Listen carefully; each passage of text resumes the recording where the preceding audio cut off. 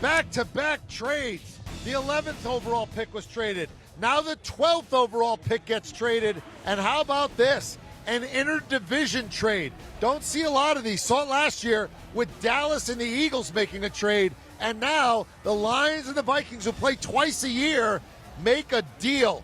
The Lions move up to get the 12th overall pick. They also get 46. The Vikings go back to 32, and they get 34 and 66. And with that 12th overall selection, Jameson Williams, who is the third straight wide receiver to be taken, is selected by the Lions. Let's bring in CBS Sports senior NFL writer Jonathan Jones. Wow. I mean, this is two teams that play each other twice a year. This is the Lions making a bold move. This is Jameson Williams. Your reaction to the deal? Well, this is first-year general manager Kwesi Adofo-Mensah there in Minnesota saying, I don't really care what tradition is. I'm going to make my team better. If you don't trade in the division, you're not supposed to in the NFL. Doesn't matter to me. He very clearly did not find value there at that spot at number 12. He found more value for his team, looking at a more holistic approach to build specifically that defense, that 3-4 defense under Ed Donatel. And so that's why the Vikings have moved back. That's where they think the meat of this draft can be at 32 and 34 for them. And now you look at the Detroit Lions. They say, all right, our docs have checked out Jameson Williams. If not for the ACL, he would very clearly have been the best wide receiver in this year's draft. And now they get even better both this year for Jared Goff to throw to him and in future years for whoever the next quarterback of the future of the Detroit Lions franchise will be. Well done, Jonathan Jones. Pete Prisco, who wins this deal?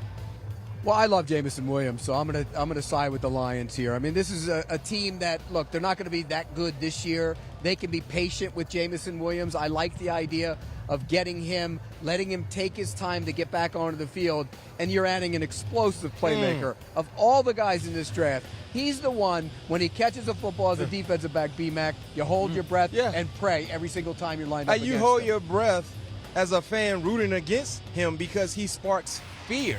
I mean, he was the best wide receiver in college football. The only reason he wasn't the top pick was because of the ACL injury. Now you look at what they did via free agency, adding Chark from DJ Chark from Jacksonville. You had St. Brown, who emerged to be like the Deebo Samuel of their offense last year, along with Jared Goff. Eventually, when Jameson gets healthy enough to be able to play, they have three nice wide receivers that can be reliable targets for Jared Goff. This tells me also that they're all in on Jared Goff because they gave up a second and a third. They went and got him a weapon. And basically what they've done, Aiden Hutchinson, Jameson Williams, and we'll give you a second and a third to allow us to get that.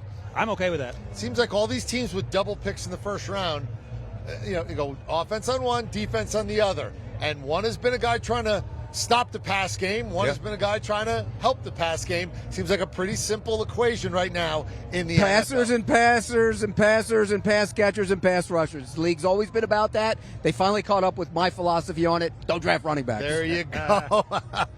Pete Prisco letting you know we have another trade in the NFL.